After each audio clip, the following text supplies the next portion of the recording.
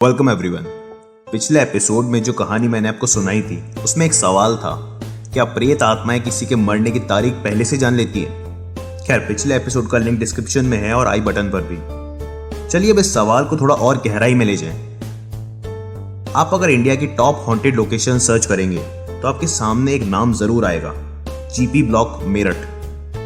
ये बड़ा सा कॉम्पाउंड 1930 से आज तक खाली पड़ा है। शहर के लोग रात को इसके पास जाने के ख्याल से भी कतराते हैं। तो इसके पीछे की कहानी का सच पता लगाते समय मेरी मुलाकात मिस्टर अशोक कुमार से हुई, जिनके दादाजी मिस्टर रामनाथ ने एक टाइम पर उस शापित घर में काम किया था, और कैसे वो एक सच्चाई से रूबरू हुए जिससे उस घर में अब सिर्फ प्रेत आत्माओं का ही डेरा है। तो चलिए मैं आपको वहां की कहानी सुनाता हूँ, ठीक वैसे जैसे मिस्टर रामनाथ सुनाना चाहते थे। Let's Hunt the haunted. ये बात सन 1930 की है, जब मैं डाक बंगले में काम किया करता था। आज हमारे नए अफसर साहब मिस्टर बालकृष्ण ने ड्यूटी ज्वाइन की है और मैंने उनके रहने का बंदोबस्त सरकारी डाक बंगले में कर दिया है। मैं शाम की चाय साहब को देने जा रहा था, लेकिन साथ ही मुझे उनको एक बुरी खबर भी देनी थी, वो भी आज ही, उनके शहर में आते ही।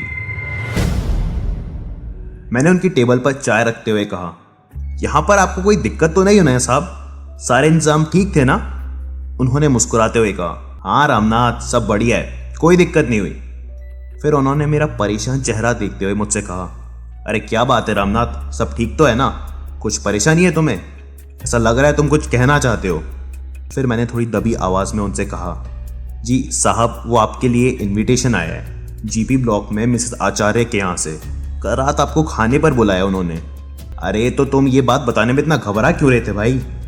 कल शाम को मैं वैसे भी खाली हूँ और लजीज खाना खाना किसे पसंद नहीं होता।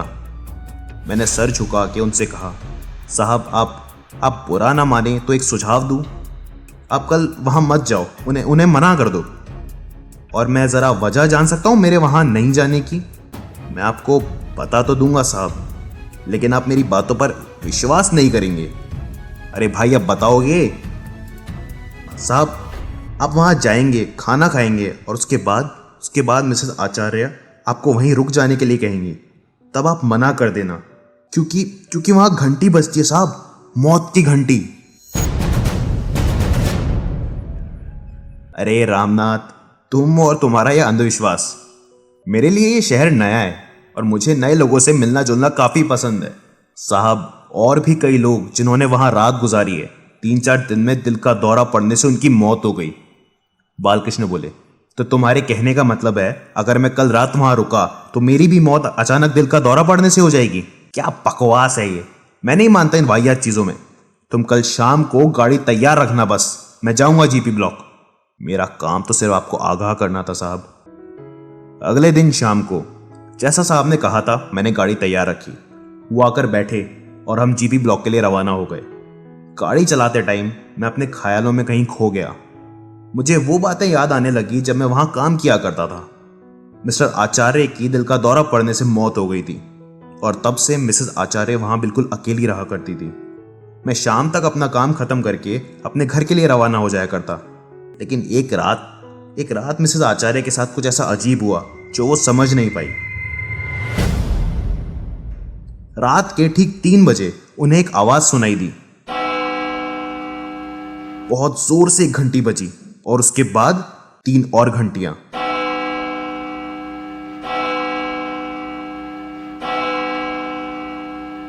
अगले दिन जब मैं काम पर गया तो उन्होंने मुझे बहुत डांटा, कहा कि घर में कहां पुरानी घंटियां मैंने खुली छोड़ दी हैं जो हवा से बजने लगी। उन्होंने मुझसे कहा, रामनाथ, एकदम आलसी हो गए हो तुम, घर की अच्छे से सफाई करो और देखो कि ये मनहूस घंटियां कहां पड़ी है और मिलते ही इन्हें फेंक देना। पूरी नींद खराब कर दी उन्होंने मेरी। मैंने उस दिन सफाई करते वक्त पूरा घर छान मारा, लेकिन किसी भी घंटी का कोई नामो निशान नहीं था। मैंने ये बात मालकिन को बताई तो वो चिंता में पड़ गई। उस रात को फिर ठीक 3 बजे और इसके बाद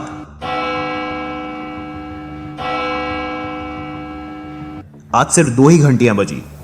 मिसेस आचार्य परेशान हो गई। वो सोचने लगी कि क्या ये किसी खतरे की निशानी तो नहीं है? क्या 2 दिन बाद कुछ होने वाला है? उनकी उम्र काफ़ी हो गई थी। उन्हें चिंता हुई कि कहीं उनकी तबीयत को कुछ ना हो जाए, तो उन्होंने अगले दिन डॉक्टर साहब को घर बुलाया। उनका चेकअप हुआ सब ठीक था। डॉक्टर ने कहा, मैडम आप चिंता ना करें, आप बिल्कुल ठीक हैं। आज रात का खाना डॉक्टर साहब आप हमारे साथ ही खाइए और मैं कमरा तैयार करवा देती हूँ। आज रात आप यहीं रुक जाएं, काफ़ी देर हो चुकी है। डॉक्टर साहब मान गए। मैंने उनका कमरा तैयार किया और अपने घर के लिए निकल गया। मिसेस आचार्य परेशान थी आज। उनकी आंखों में नींद का नाम नहीं था, क्योंकि आज सिर्फ एक ही घंटी बजने वाली थी और इसका मतलब था अगले ही दिन उनके साथ कुछ बुरा होने वाला था। लेकिन आज रात कुछ अलग हुआ। रात के 3 बजे आज 4 घंटियां बजी।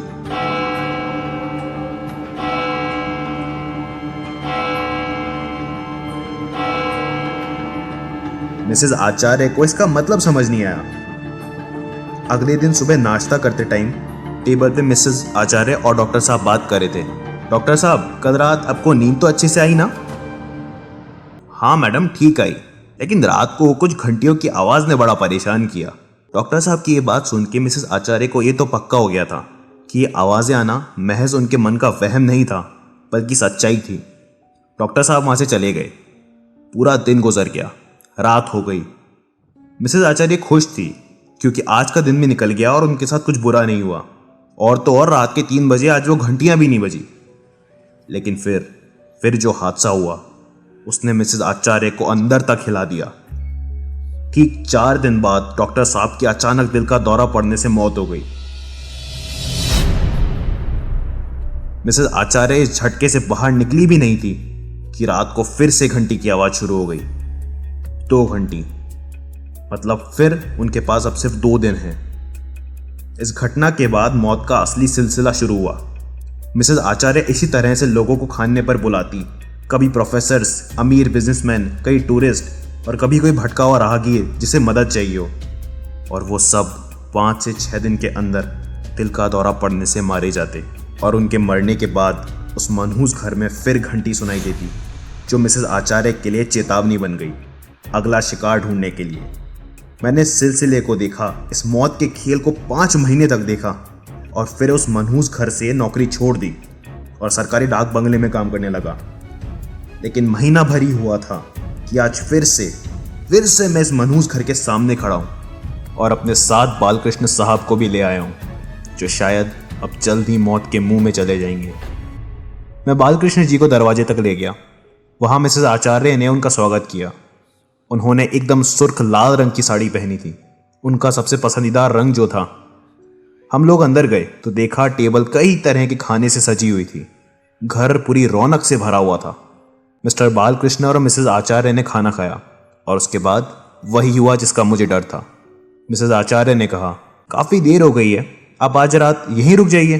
डाक बंगला भी बहुत दूर है, जाने में बहुत वक्त लगेगा। मैं नौकरों से कहकर आपके लिए कमरा तैयार करवा देती हूँ। मेरे इतना मना करने के बावजूद बालकृष्ण साहब ने रुकने के लिए हाँ कर दिया। उस घर के सभी नौकर अपने घर के लिए निकल गए। मैंने भी साहब से कहा, मैं जाता हूँ और सुबह आपको लेने गाड़ी आ जाएगी। जाते जाते मैंने भारी मन से उस मनहूस घर की तरफ फिर से देखा। पूर्णिमा की रात, आसमान में भरे हुए बादल जो अब लाल दिख रहे थे, उसमें चांद कहीं छुप सा गया था और बिजली के गरजने की आवाज के साथ ही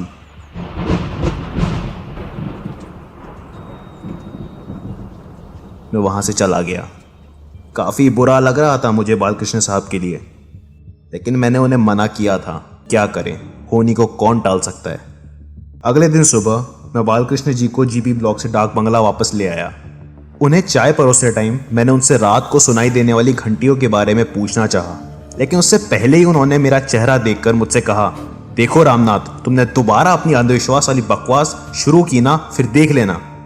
और वो उठ के वहां से चले गए। अगले दिन कुछ ऐसा अजीब हुआ जिसे देखकर मेरा सिर चकरा गया।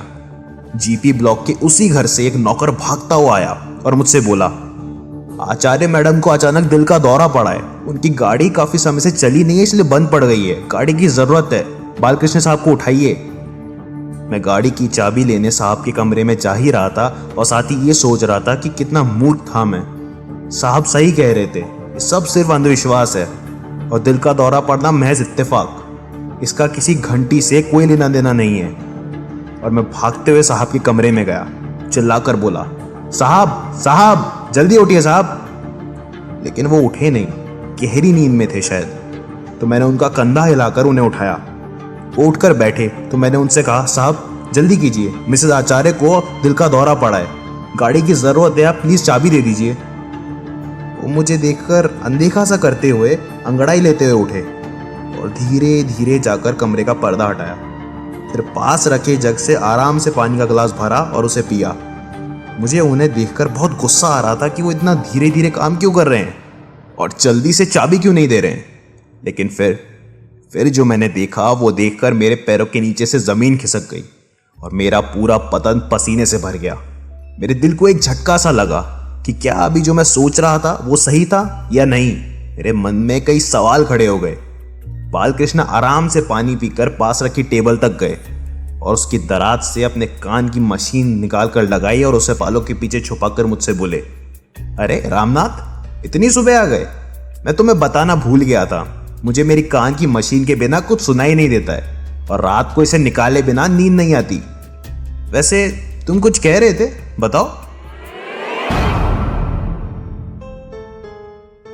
रामनाथ के कुछ सवाल हैं कि क्या उन्होंने जीपी ब्लॉक में जो देखा वो महज अंधविश्वास था या फिर वाकई वहां होने वाली मौतों का संबंध मिस्टर आचार्य को हार्ट अटैक से था या उन घंटियों से, या बालकृष्ण की जान उनकी कमजोरी से बच गई। अब मैं इसका जवाब रामनाथ को तो नहीं दे सकता, लेकिन अशोक को जरूर दे दिए। आप जरा सोचिए इस बारे में। और हाँ, मेरठ के जीपी ब्लॉक के उस मनहूस खंडर से पड़े मकान में कोई नहीं जाता, वहां जाना रेस्ट्रिक्टेड है। ऐसा कहते हैं वहां कई बार लोगों ने प्रेत आत्माओं को देखा है। एक नहीं, कई लोगों की आत्माएं जो साथ बैठी होती हैं, कई बार शराब पी रही होती है और कुछ लोगों को एक औरत वहां घूमती नजर आती है।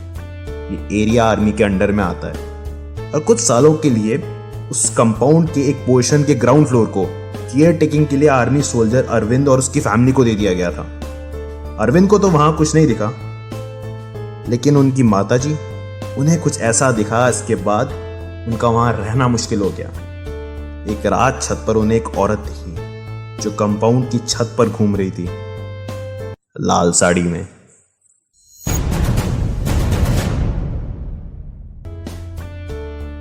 It's Hal Walker signing off for today.